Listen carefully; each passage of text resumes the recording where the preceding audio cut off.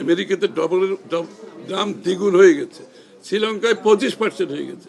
তারপরে আমরা যতটুকু বেরিয়েছি খুবই নগণ্য। এটা একটা জিনিস আপনারা বুঝতেছেন না কেন, সারা দুনিয়ায় তেলের দাম বাড়াইছে, সারা দুনিয়াতে। বাংলাদেশ একটি দেশ যেখানে শেষ পর্যন্ত আমরা বাড়াইনি, বাংলাদেশের জনগণের স্বার্থ সংরক্ষণ করে তাদের কথা মাথায় রেখে আমাদেরকে সবাই বলছে আপনারা তেলের দাম বাড়াচ্ছেন না কেন, আপনার তো তহবিল খালি হয়ে যাচ্ছে, তেলের দাম না বাড়লে সরকার দেশ চালাবেন কি করে। সুতরাং আমরা শেষ পর্যন্ত যতটুকু পেরেছি আমরা সরকারের পক্ষ থেকে বাড়াই না। আইএমএফ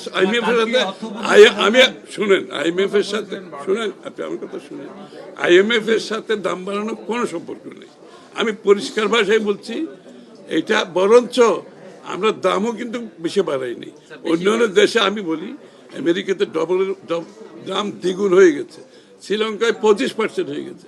তারপরে আমরা যতটুকু বেরিয়েছি খুবই নগণ্য। এইটা বাড়াতে হয়েছে শুধুমাত্র আমাদের তহবিলের উপর এত প্রেশার আসতেছে। আমাদের তো বাকি প্রোগ্রাম চালাতে হবে, দেশের অর্থনীতি চালাতে গেলে আগামী দিনে বাজেট আসছে, তাই না? সুতরাং এটা মাথায় রেখে আমাদেরকে এই সিদ্ধান্ত নেওয়া হয়েছে, তাও খুব কম বাড়ানো হয়েছে। আপনি দেখবেন তুলনামূলকভাবে বিশ্বের মূল্যস্ফীতি কোথায় যাবে এই তেলের মূল্য বৃদ্ধির ফলে? মূল্যস্ফীতি তো বাড়তেই পারে, আবার নাও বাড়তে পারে। এটা তো আপনার একটা জিনিস, রমজানের সময় যে যখন মুদ্রাস্ফীতি, আপনি এটা কি করে বলতে পারেন? না এটা তো তেলের প্রভাব তো সবকিছুতে পড়বে, সেখানে নাও বাড়তে পারে। না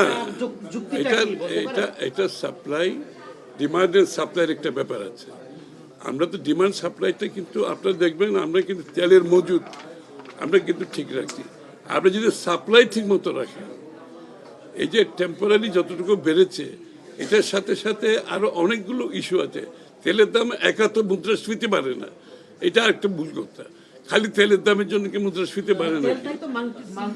না আরে আপনি বাস্কেটের মধ্যে তেলের দাম যদি সবকিছু হিসাব করেন, ফুড সহ সবকিছু মিলে, এটা খুব একটা সামান্য।